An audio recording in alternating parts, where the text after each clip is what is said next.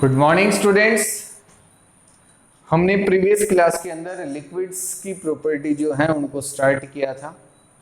तो हमारे पास different properties हो सकती हैं लिक्विड की। सबसे पहले जो हमने प्रॉपर्टी पढ़ी थी वो थी वेपर प्रेशर। क्या पढ़ा था हमने? Vapour pressure. ठीक है, आज जो हम पढ़ेंगे वो है बॉइलिंग पॉइंट। क्या है हमारे पास? Boiling point. अब लोअर क्लासेस से आप पढ़ते आते हो कि बॉइलिंग पॉइंट क्या है। तो नॉर्मली अगर हम बात करें the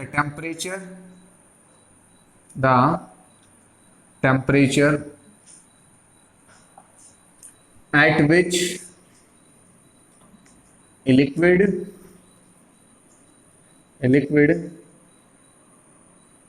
is converted, the temperature at which a liquid is converted into vapors, ठीक है, वेपर्स में कन्वर्ट हो जाएगा या गैसेस में कन्वर्ट हो जाएगा तो उसको हम क्या कहेंगे? Boiling point. ठीक है, लेकिन अब जो हम डेफिनेशन लिखेंगे वो क्या है कि the temperature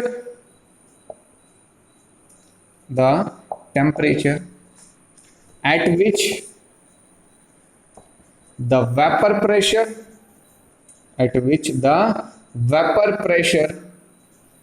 of the liquid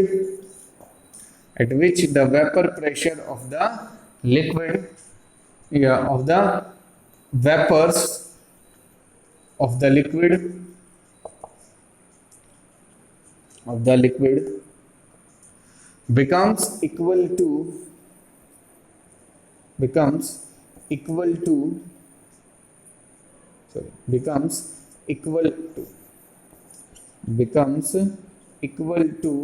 atmospheric pressure.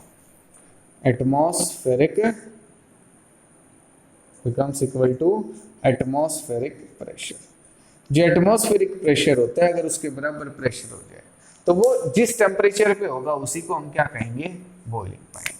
Is called boiling point. ठीक है, हम कहते हैं वाटर का बॉइलिंग पॉइंट 100 डिग्री सेल्सियस है। मतलब 100 डिग्री सेल्सियस पे जाके जो वाटर के वेपर्स होंगे उनका जो वेपर प्रेशर है वो किसके बराबर हो जाता है? एटमॉस्फेरिक प्रेशर के। ठीक है, तो उसको हम कहते हैं बॉइलिंग पॉइंट। तो ये डेफिनेशन ही आपको याद करनी है। ये डेफिनेशन आपको क्या करनी है? याद करनी। ठीक है, तो सभी को आ गया होगा समझ में कि बॉइलिंग पॉइंट क्या है। ठीक है, अब हमारे पास दो टाइप के जो बॉइलिंग पॉइंट हैं वो हो सकते हैं। ठीक है, बॉइलिंग पॉइंट हमारे पास दो टाइप के हो सकते हैं। एक होता है हमारे पास नॉर्मल बॉइलिंग पॉइंट,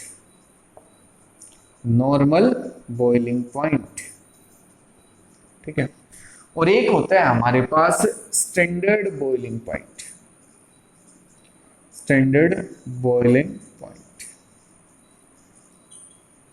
ठीक है, नॉर्मल बॉइलिंग पॉइंट जो होगा, यहाँ अगर हम बात करें प्रेशर की तो हमारा जो प्रेशर है वो 1 एटमॉस्फेयर होगा। और अगर हम बात करें स्टैंडर्ड बॉइलिंग पॉइंट की, यहाँ जो हमारा प्रेशर है वो होगा 1 बार। 1 एटमॉस्फेयर नहीं होगा, इसके बराबर होगा 1 बार के बराबर होगा। And normal boiling point is greater than standard boiling point. ये आपको देखने को मिलेगा, स्लाइटली ही ज्यादा रहता है, कुछ ऐसा डिफरेंस नहीं मिलेगा हमें। For example boiling point of water अगर हम देखें, बॉइलिंग पॉइंट ऑफ वाटर, तो यहां हमें देखने को मिलेगा 100 degree Celsius. Normal boiling point होगा ये। अगर हम स्टैंडर्ड बॉइलिंग पॉइंट की बात करें, बॉइलिंग पॉइंट ऑफ वाटर अगर हम यहां देखें, ठीक है, स्टैंडर्ड हम कह सकते हैं, और ये हमारे पास कैसा है? नॉर्मल। ये कैसा है हमारे पास? नॉर्मल। ठीक है, तो स्टैंडर्ड बॉइलिंग पॉइंट जो रहेगा वाटर का बॉइलिंग पॉइंट वो होगा 99.6 डिग्री सेल्सियस। 99.6 डिग्री सेल्सियस, थोड़ा सा चेंज।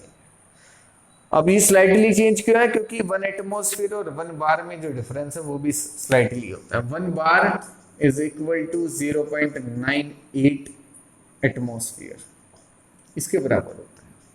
1 बार इज इक्वल टू 0.98, तो ये नियर अबाउट 1 ही है। ठीक है, तो यहाँ भी हमें जरा सा डिफरेंस है, थोड़ा सा डिफरेंस ही देखने को मिलेगा, ऐसा नहीं है कि 5-6 यूनिट्स का डिफरेंस आपको देखने को मिले। तो स्लाइटली डिफरेंस इन दोनों में है, तो यहाँ भी हमें स्लाइटली डिफरेंस देखने को मिलेगा। लेकिन ये आपको पता होना चाहिए कि नॉर्मल बॉइलिंग पॉइंट क्या होता है और स्टैंडर्ड बॉइलिंग पॉइंट क्या है। ठीक है, ये तो बात होगी बॉइलिंग। अब देखो हम क्या देख रहे हैं इसमें कि हमारा जो प्रेशर है ना वो कहीं ना कहीं बॉइलिंग पॉइंट को चेंज कर रहा है। वो क्या कर रहा है, बॉइलिंग पॉइंट को चेंज कर रहा है। तो हम पढ़ेंगे effect of pressure on boiling point, effect of pressure on boiling point. अगर हम प्रेशर का इफेक्ट देखें तो pressure is directly proportional to boiling point, ये हम कह सकते हैं सिंपली। प्रेशर जो है वो डायरेक्टली प्रोपोर्शनल होगा बॉइलिंग पॉइंट के, कि जब हम प्रेशर बढ़ाएंगे तो बॉइलिंग पॉइंट भी बढ़ेगा। ठीक है, क्या मतलब हुआ इसका, on increasing pressure, on increasing pressure boiling point of the liquid, boiling point of the liquid also increases, कि जो बॉइलिंग पॉइंट है लिक्विड का वो भी क्या हो जाएगा, इंक्रीज हो जाएगा। क्या हो जाएगा, इंक्रीज। देखो बॉइलिंग पॉइंट क्या है आपका, कि जब मेरे पास लिक्विड है और मैं उसको कन्वर्ट कर रहा हूं वेपर्स में, जब मैं प्रेशर इंक्रीज कर रहा हूं, मतलब मैं इस लिक्विड पे प्रेशर लगा रहा हूं, तो मतलब मैं यहाँ जो ये पार्टिकल्स हैं इन पे प्रेशर लगा रहा हूं। जब प्रेशर लगेगा तो उतना ही डिफिकल्ट होगा उनको एयर में आने के लिए, ठीक है, ऊपर जाने के लिए। और जब डिफिकल्ट होता जाएगा तो उनको और एनर्जी की रिक्वायर्ड होगी, तो मतलब और हीट हम देंगे तो बॉइलिंग पॉइंट क्या हो गया, इंक्रीज हो गया। बॉइलिंग पॉइंट क्या हो गया आपका, इंक्रीज हो गया। ठीक है, आ रहा होगा सभी को, आई होप सब समझ में। ठीक है, तो on increasing pressure boiling point of the liquid also increase, and on decreasing pressure,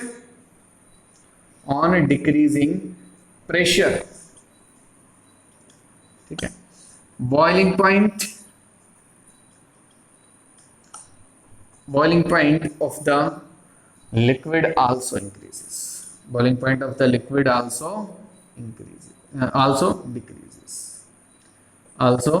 decreases, ठीक है। तो बॉइलिंग पॉइंट क्या कर जाएगा, डिक्रीज कर जाएगा। ठीक है, ये सिंपल सी एप्लीकेशन आप देख भी सकते हैं, इसको ऑब्जर्व कर सकते हैं। ठीक है, कैसे कि जो हिली एरियाज है वहां हम खाना आसानी से नहीं बना सकते, ये आपने पहले लोअर क्लासेस में भी पढ़ा है। और हिली एरियाज में क्या हो रहा है कि जैसे हम ऊपर की तरफ जाएंगे, हिली एरियाज में जाएंगे, हमारा जो हम पे जो प्रेशर है, जो एटमॉस्फेरिक प्रेशर हमारा वो क्या होता जाएगा, कम होता जाएगा। एटमॉस्फेरिक प्रेशर मतलब जो एटमॉस्फेयर हम पे प्रेशर डाल रहा है, तो हम जितना ऊपर जाएंगे हम एटमॉस्फेयर को नीचे छोड़ता जा रहे हैं, हम जो एटमॉस्फेयर है वो हमारे नीचे जाता जा रहा है, कुछ पार्ट उसका क्या हो जाएगा, हमसे नीचे चला जाएगा। तो वो प्रेशर तो हमारा कम हो गया, तो मतलब अब जो एटमॉस्फेरिक प्रेशर है वो क्या हो गया, कम हो गया। एटमॉस्फेरिक प्रेशर क्या हो गया, कम हो गया। और जब एटमॉस्फेरिक प्रेशर कम हो गया तो मतलब जो बॉइलिंग पॉइंट है लिक्विड का वो भी क्या हो गया, कम हो गया। और जब लिक्विड का बॉइलिंग पॉइंट कम हो जाएगा तो जो हम खाना पका रहे हैं, हम जो सब्जी बना रहे हैं वो आसानी से नहीं बनेगी। वो तभी अच्छे से बन सकती है जब आपका जो प्रेशर है वो हाई रहे, या हम कह सकते हैं कि जो बॉइलिंग पॉइंट है किसी भी लिक्विड का वो क्या रहे, हाई रहे। ठीक है, तो ये रीजन है, ये कुछ एप्लीकेशन हो सकती है कि जो प्रेशर है वो कैसे इफेक्ट डालता है बॉइलिंग पॉइंट पे किसी भी लिक्विड के। ठीक है, तो ये तो बात होगी बॉइलिंग पॉइंट की कि बॉइलिंग पॉइंट क्या होता है, कौन प्रेशर कैसे उसको अफेक्ट करता है। ठीक है, अब नेक्स्ट हम पढ़ेंगे सरफेस टेंशन। क्या पढ़ेंगे, सरफेस टेंशन। कि सरफेस टेंशन क्या होती है, कौन कौन से फैक्टर्स उसको अफेक्ट करते हैं और उसकी कुछ एप्लीकेशंस। तो स्टार्ट करते हैं सरफेस टेंशन। नेक्स्ट जो प्रॉपर्टी हम पढ़ रहे हैं वो है सरफेस टेंशन। क्या है, सरफेस टेंशन। तो क्या होगी सरफेस टेंशन, वो देखो कि हमारे पास है ये एक लिक्विड, ठीक है, ये इसका सरफेस, और हमारा कोई भी पार्टिकल जो है वो लिक्विड का हम रिप्रेजेंट कर रहे हैं कि यहाँ है। ठीक है, ये हमारे पास लिक्विड है। अब ये जो पार्टिकल है ये चारों तरफ से फोर्स को क्या कर रहा है, एक्सपीरियंस कर रहा है। चाहे वो रिपल्सिव फोर्स हो, चाहे अट्रैक्टिव फोर्स हो, ठीक है, ऐसा ही है चारों तरफ से। मतलब यहाँ अगर कोई आपके पास पार्टिकल है, वो तो चारों तरफ से उस पर इक्वल फोर्स लग रही है, क्योंकि उसके चारों तरफ पार्टिकल्स हैं, प्रेजेंट है, ठीक है। लेकिन अब मैं अगर बात करूं कि कोई आपका पार्टिकल है जो इस सरफेस पे लाई कर रहा है, क्या लाई कर रहा है, सरफेस पे भी पार्टिकल्स होंगे और बल्क के अंदर भी होंगे, अंदर भी होंगे। तो अब यहाँ जो फोर्स लगेगी वो लग सकती है इस डायरेक्शन में, इस डायरेक्शन में लग सकती है, क्योंकि यहाँ पार्टिकल्स हो सकते हैं। इधर लग सकती है फोर्स, इधर लग सकती है, इधर लग सकती है, ऐसा ही है। मतलब जो फोर्स लगेगी वो ज्यादातर कहाँ होगी, नीचे की तरफ होगी। अब यहाँ जितने भी पार्टिकल्स हैं उन पे एक तरफ ही फोर्स ज्यादा लग रही है, दूसरी तरफ तो पार्टिकल्स है ही नहीं, तो फोर्स कैसे लगेगी, ठीक है। तो फोर्स यहाँ नहीं लग रही। तो ये यहाँ जितने भी पार्टिकल्स हैं उन पे कोई ना कोई फोर्स है, ठीक है, जिसकी वजह से एक टेंशन क्रिएट हो रहा है। क्या क्रिएट हो रहा है, टेंशन, मतलब हम कह सकते हैं खिंचाव, जो हम बोल सकते हैं वो क्रिएट हो रहा है। तो आपका जो लिक्विड है, लिक्विड के सरफेस पे अब जो टेंशन क्रिएट हो रही है उसी को हम क्या कहते हैं, सरफेस टेंशन बोलते हैं। क्या बोलते हैं, सरफेस टेंशन। तो कैसे डिफाइन करेंगे, the force acting at right angles, the force acting at right angles to the surface along 1 centimeter length, 1 centimeter length में कितनी फोर्स लग रही है, उसी को हम क्या कहते हैं, सरफेस टेंशन। ये सरफेस टेंशन जो है मतलब हमें फोर्स के बारे में बताती है कि ये जो यहाँ कोई भी पार्टिकल है वो कितनी फोर्स के साथ डाउनवर्ड अट्रैक्ट हो रहा है, डाउनवर्ड क्या हो रहा है, अट्रैक्ट हो रहा है, उसी को हम क्या कहते हैं, सरफेस टेंशन। अगर यूनिट की बात करें तो इसकी जो यूनिट है वो होती है न्यूटन पर मीटर, फोर्स की जो यूनिट होती है वो यूनिट है न्यूटन पर मीटर, ठीक है। पर मीटर में हम यहाँ जस्ट देख रहे हैं कि पर मीटर में कितनी फोर्स आपकी एक्ट कर रही है, ये है सरफेस टेंशन। ये क्या आपके पास है, सरफेस टेंशन, ठीक है। सभी को समझ में आ गया होगा कि क्या है सरफेस टेंशन, कि यहाँ जो पार्टिकल्स हैं वो ऊपर की तरफ तो कोई फोर्स फील नहीं कर रहे, नीचे की तरफ ही कर रहे हैं, जिसकी वजह से कि टेंशन क्रिएट हो रहा है, उसी को हम क्या कहते हैं, सरफेस टेंशन। अब ये किन किन फैक्टर्स पे डिपेंड करता है वो हम पढ़ेंगे, ठीक है। उसके बाद फिर हम एप्लीकेशंस देखेंगे सरफेस टेंशन की। जो फर्स्ट फैक्टर हमारे पास जो सरफेस टेंशन को अफेक्ट करेगा वो है नेचर ऑफ द लिक्विड। क्या है हमारे पास, nature of the liquid. Nature of the liquid से मतलब है कि आपका जो लिक्विड है वो पोलर है या नॉन पोलर है, ये हमें देखना है। क्योंकि पोलर मॉलिक्यूल्स या पोलर सॉल्वेंट्स जो होंगे, पोलर कंपाउंड्स जो होंगे, उनके बीच में स्ट्रॉन्ग फोर्सेस ऑफ अट्रैक्शन होती है, और जो नॉन पोलर होते हैं उनके बीच में वीक फोर्सेस ऑफ अट्रैक्शन होती है, ठीक है। तो यहां हम लिख सकते हैं कि the liquid in which there is a strong force of attraction, there is a strong force of attraction between the molecules,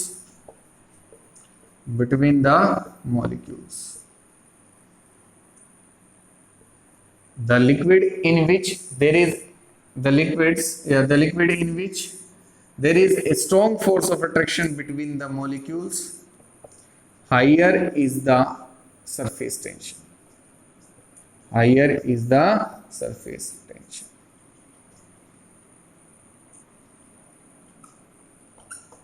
ठीक है। The liquid in which there is a strong force of attraction between the molecules, higher is the surface tension। जितनी force of attraction ज्यादा होगी उतनी ही surface tension क्या रहेगा, ज्यादा रहेगा। फॉर एग्जाम्पल H2 हो गया, ठीक है, NH3 अमोनिया हो गया, ठीक है। ये सब क्या है आपके पास, इनके बीच में जो फोर्स ऑफ अट्रैक्शन है वो काफी स्ट्रॉन्ग होती है, यहाँ हाइड्रोजन बॉन्डिंग होती है, तो हाइड्रोजन बॉन्डिंग जो है वो सबसे स्ट्रॉन्ग होती है, और वीक फोर्स रहेगी उनके बीच में, उनकी जो सरफेस टेंशन है वो भी क्या रहेगा, कम रहेगा, ठीक है।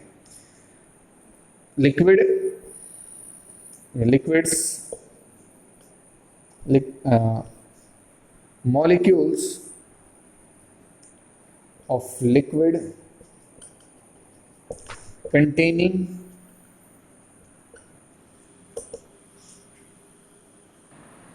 molecules of liquid having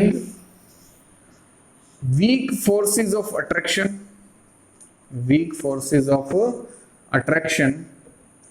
between the molecules have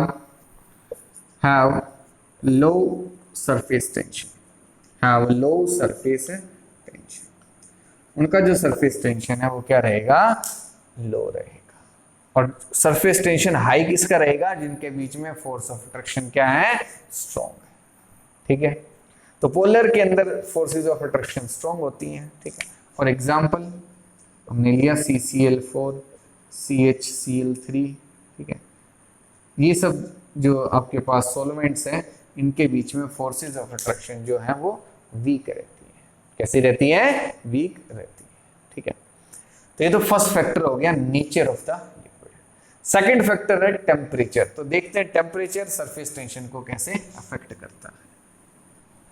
next अगर हम बात करें टेम्परेचर की, तो on increasing temperature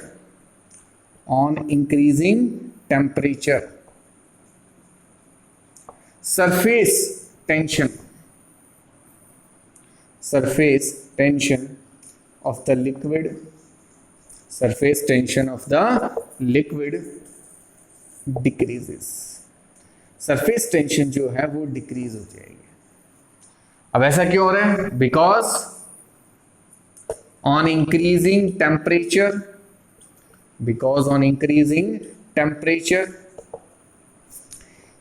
kinetic energy of the molecules increases।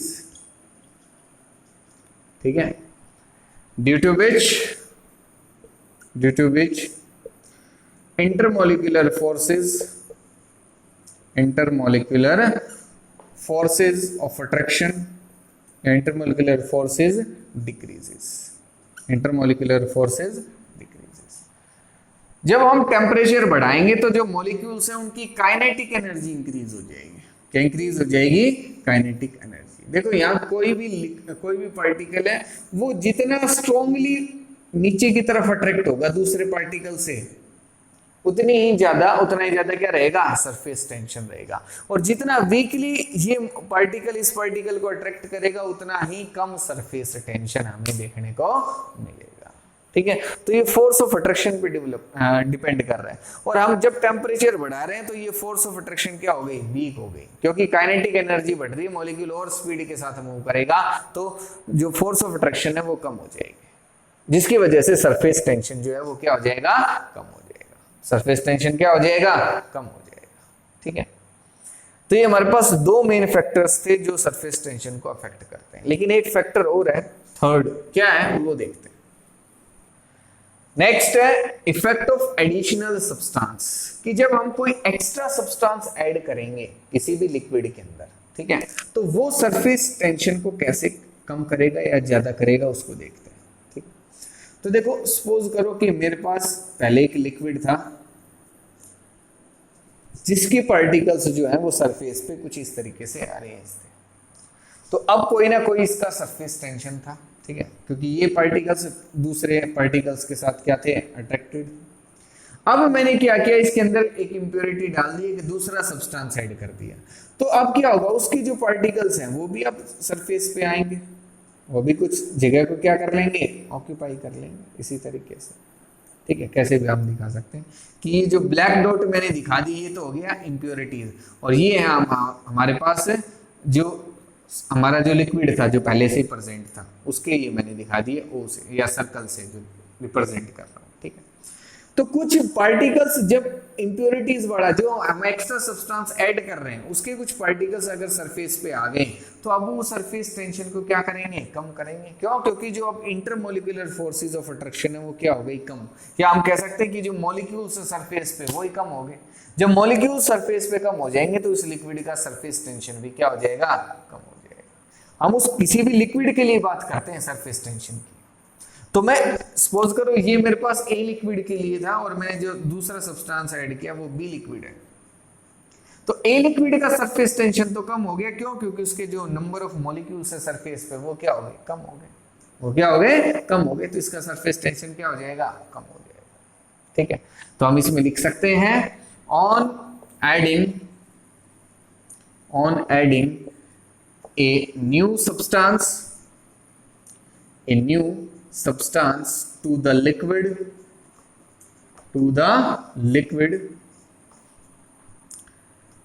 on adding a new substance to the liquid increases, या सॉरी हम कह सकते हैं decreases on increasing, ना sorry on adding a new substance to the liquid number of molecules, इस तरीके से लिखेंगे, number of molecules of the liquid gets decreases on the surface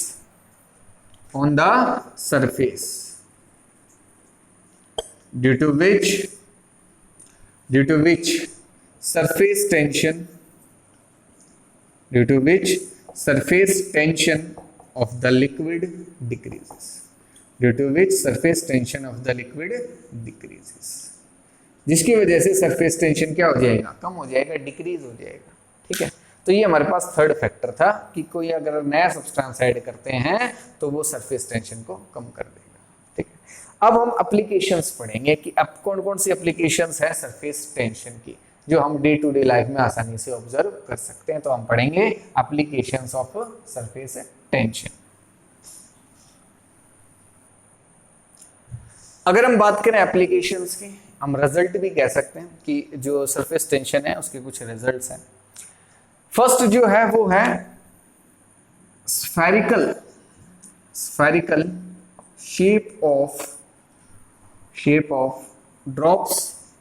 spherical shape of drops is due to surface tension,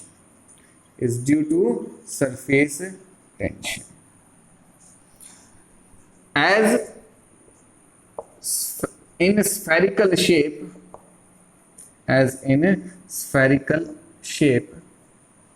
area of the surface is minimum,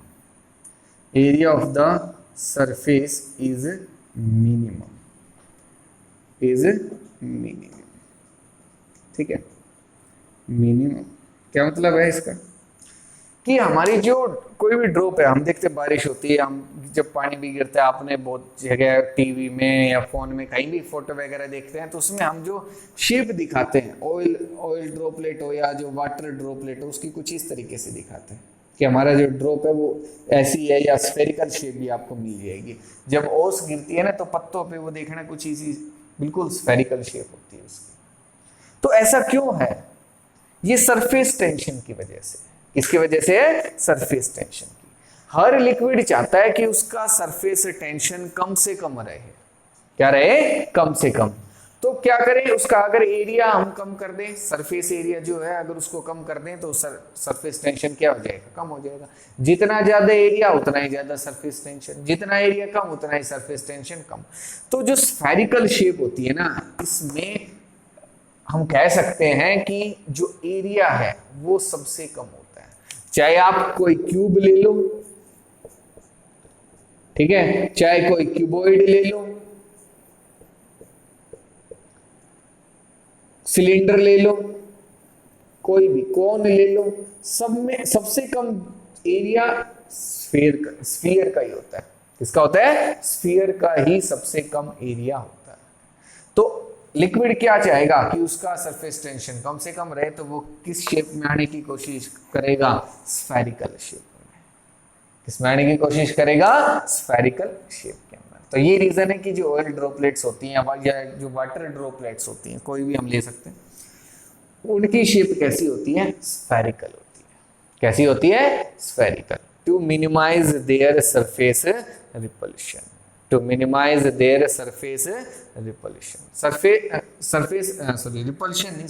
surface tension को, to minimize the surface tension, surface tension को कम से कम करते हैं। ठीक है। Second जो है वो है हमारे पास round edges of a glass are due to surface tension, कोई भी ग्लास है हमारे पास, ठीक है, उसकी जो एजेस हैं, अगर हम बात करें एजेस की, किनारों की, ठीक है, तो नॉर्मली क्या होता है कि हम अगर वैसे कोई गिलास ले आए, ठीक है, एक अच्छी सी शॉप से जब हम गिलास लेंगे, ठीक है, गिलास सस्ते मिलते हैं और महंगे मिलते हैं, ये डिफरेंस है कि जो सस्ते गिलास रहेंगे, जिनकी कॉस्ट कम रहेगी, उनकी जो एजेस हैं वो शार्प रहेंगे, उनसे हाथ कट सकता है। लेकिन अगर उसके एजेस हमें ऐसे करने की हमारा हाथ ना कटे, या हम ये नॉर्मली देख सकते हैं बसों में, जो आप स्कूल बस होती है उनमें जो आपके पास ग्लास यूज होता है, उसके जो एजेस होते हैं वो शार्प नहीं होते, ठीक है। अब तो उसके पीछे कोई रोड भी लगा सकते हैं हम, लेकिन अगर वो हटा भी दें तो भी स्फेरिकल शेप होती है उनकी एजेस पे से। किस पे से? एजेस पे से। मतलब कुछ इस तरीके से आपको शार्प एज ही नहीं मिलेगा, आपको कुछ इस तरीके से देखने को मिलेगा एक एज, बिल्कुल जरा सा हम फील करेंगे, उसको ध्यान से देखेंगे तो हमें पता चलेगा, नहीं तो हमें लगेगा बिल्कुल ऐसे ही। लेकिन ऐसा नहीं है, ऐसा हुआ तो ये जो कॉर्नर है ये काफी शार्प होते हैं, हमारे हाथ जो है वो कट सकते हैं। तो इसको हम स्फेरिकल बनाते हैं, क्या करेंगे, जो आपका ग्लास है उसको हीट करेंगे, क्या करेंगे, हीट, और उसको सॉलिड में से, उसको सॉलिड से किस में कन्वर्ट कर देंगे, लिक्विड में। जैसे ही लिक्विड में कन्वर्ट होगा, सरफेस टेंशन को कम करना चाहेगा, और सरफेस टेंशन कम होती है जब आपका जो शेप है वो कैसी रहे, स्फेरिकल रहे। कैसी रहे, स्फेरिकल रहे। तो यहाँ जो जब हम उसको हीट करेंगे ग्लास को, तो उसकी शेप कैसी हो जाएगी, स्फेरिकल। एजेस पे से हम वहीं से उसको हीट कर रहे हैं, केवल मैं एज को हीट कर रहा हूं, तो यहाँ की जो शेप है वो यहाँ से जो आपका ग्लास था वो मेल्ट होकर लिक्विड में कन्वर्ट होकर उसकी शेप कैसी हो जाएगी, स्फेरिकल। और ये जैसे हुई, हम हीटिंग करना बंद कर देंगे, ये ठंडा होकर ऐसे ही रह जाएगा। अब यहाँ जो एजेस है वो शार्प नहीं है, ठीक है। तो जो ग्लास की जो एजेस हैं वो शार्प, उनकी जो शार्पनेस है वो कम की जाती है, उनको राउंड एजेस बनाया जाता है। और ये किसके कारण होता है, सरफेस टेंशन की वजह से। किसकी वजह से, सरफेस टेंशन की वजह से, ठीक है। आई होप सभी को आ गया होगा समझ में। नेक्स्ट हम पढ़ेंगे कैपिलरी एक्शन। क्या पढ़ेंगे, चलो इसको देखते हैं इरेज करके अच्छे से। कैपिलरी एक्शन जो हमारा नेक्स्ट है वो भी सरफेस टेंशन पर ही बेस्ड है, क्या है उसको देखते हैं। Next, capillary action is due to surface tension, is due to surface tension। capillary action का मतलब है rise of the liquid in a capillary tube, ठीक है। क्या होती है ये, मैंने लिया एक कंटेनर जिसमें मैंने कोई भी लिक्विड जो है उसको स्टोर कर दिया, ठीक है, और मैं एक थिन ट्यूब लूंगा, बिल्कुल थिन ट्यूब। ये हम देख सकते हैं, हमें घर में भी मिल जाएगी कोई ना कोई, ठीक है। पहले तो आती थी, कांच की आती थी, बिल्कुल जैसे आपका सिक्का होता है ना, जो हम रिफिल डालते हैं पेन के अंदर, मतलब वैसी बिल्कुल एकदम थिन आपकी क्या रहेगी, थिन आपकी क्या रहेगी, ट्यूब रहेगी, ठीक है। अब ये लिक्विड है, अब हम इसमें क्या ऑब्जर्व करेंगे कि जब मैं इसको इसके अंदर प्लेस करूंगा तो आपका जो लिक्विड है ना वो यहाँ तक चला जाएगा, ऊपर इस पॉइंट तक आ जाएगा, ठीक है। इस पॉइंट तक क्या चला जाएगा, ऊपर चला जाएगा लिक्विड। ऐसा क्यों हो रहा है, ये सरफेस टेंशन की वजह से। किसकी वजह से, सरफेस टेंशन की वजह से, कि यहाँ आपके पास जो पार्टिकल्स हैं उन पे कैसी फोर्स लग रही है, डाउनवर्ड फोर्स लग रही है, अंदर की तरफ आ रहे हैं, यहाँ फोर्स लग रही है। तो क्या होगा कि यहाँ इतनी फोर्स लगेगी कि ये जो पार्टिकल्स हैं वो आके कहाँ चले जाएंगे, इसके अंदर चले जाएंगे, इस ट्यूब के अंदर, due to the inward pull, ठीक है। This is due to the inward pull, जो अंदर की तरफ जो पुल लग रहा है, जो खींचाव हो रहा है, उसकी वजह से यहाँ जो कैपिलरी एक्शन है हमें वो देखने को मिलेगा। दिस इज कैपिलरी ट्यूब, ठीक है। ये हम आसानी से घर में भी कर सकते हैं, अगर ट्यूब नहीं है कोई दिक्कत नहीं है। क्या करेंगे, या कुछ स्टूडेंट्स ने देखा होगा जो चिमनी होती थी पहले, ठीक है, एक बोतल होती थी, एक बोतल कुछ इस तरीके से, ठीक है, उसकी एक कैप और उसमें से एक धागा, हम कॉटन क्लॉथ था उसको प्लेस कर देते थे, और अंदर होता था कैरोसिन ऑयल। कौन सा होता था? Kerosene oil. तो जब हम डिप करेंगे तो क्या हमने कुछ टाइम बाद क्या देखा कि जो कैरोसिन ऑयल है ना वो पूरे इस कपड़े के अंदर फैल गया है। हमने उसको अंदर पूरी तरीके से डिप नहीं किया था, थोड़ा सा पार्ट किया था, लेकिन अब पूरा जो आपका क्लॉथ है उसमें क्या है? कैरोसिन ऑयल है। अब ये किस वजह से आया? This is due to the capillary action. किसकी वजह से है? Capillary action. इस कॉटन क्लॉथ के अंदर कैपिलरी ट्यूब्स फॉर्म हो जाती हैं, नेचुरली हम कह सकते हैं उसके अंदर कैपिलरी ट्यूब्स होती हैं, जिसकी वजह से जो लिक्विड है वो ऊपर की तरफ राइज करता है। एक और भी तरीका है, एक बकेट लो, ठीक है, एक बकेट ले लो, उसके अंदर पानी जो है उसको स्टोर कर दो बकेट के अंदर, ठीक है, पानी डाल दो, और क्या करो, जो आपका रुमाल होता है ना या कोई भी आप एक क्लॉथ ले लो, उसको क्या करो, हाफ डिप कर दो और हाफ बाहर लटका दो। तो आप कुछ टाइम बाद क्या ऑब्जर्व करोगे कि यहां से ड्रॉप वाइज ड्रॉप जो पानी है वो गिरने लग गया। अब हमने तो ऐसा किया ही नहीं था, हमने तो इसको पूरा डिप भी नहीं किया था, लेकिन फिर भी पानी इधर से जाके और उसमें बाहर जो है वो गिरने लग गया। अब ऐसा क्यों हो रहा है? This is also due to the surface tension, ये कैपिलरी एक्शन हम इसको कह सकते हैं। तो ये सब एप्लीकेशंस हैं किसकी? सरफेस टेंशन की। किसकी है? सरफेस टेंशन की, ठीक है। तो इस आप सभी को समझ में आ गया होगा कि क्या है कैपिलरी एक्शन, क्या है सरफेस टेंशन, उसकी एप्लीकेशंस, उसको कौन कौन से फैक्टर्स हैं जो अफेक्ट करते हैं, ये हमने पढ़ा आज, ठीक है। इसको ध्यान से करना है। अब इस यूनिट के अंदर हमारा एक टॉपिक बच गया, वो है विस्कोसिटी। क्या होता है उसको हम नेक्स्ट क्लास के अंदर करेंगे, आज इतना ही करना है। कोई भी डाउट रहे आप मेरे से आपको पूछना है मेरे से डेफिनेटली, ठीक है। और आपको वीडियो आप जरूर देखा करो, क्योंकि जब स्टूडेंट्स वीडियो नहीं देखते हैं, एक छोड़ दी, दो छोड़ दी, कल कर लेंगे, परसों, तो वो आपका काम बढ़ता जाएगा, समझ में भी नहीं आएगा कि सर ने क्या पढ़ा दिया। तो इसलिए डेली का काम डेली करना है। इतना टाइम होता है आप सभी के पास कि आप डेली का काम डेली कर सकते हो। जब नहीं करते तो मतलब आप बहाने लगा रहे हो। टीचर जब पूछता है तो उसको सर ये काम हो गया था, वहाँ चले गए थे, बीमार हो गए थे, ये हो गया था, वो, ये सब एक्सक्यूज है। तो एक्सक्यूज नहीं देने। 24 घंटे हैं आपके पास, 24 आवर्स। इसमें से अगर आप 5 घंटे भी पढ़ो ना, तब भी आपका काम हो जाए अच्छे से। आप 5 घंटे भी नहीं पढ़ रहे, मैंने छोड़ दिए 19 घंटे, उसमें सो खाओ पियो कुछ भी करो। तो इसलिए काम जरूर करना है, और काम नहीं करोगे तो फिर आपको समझ में भी नहीं आएगा, ठीक है।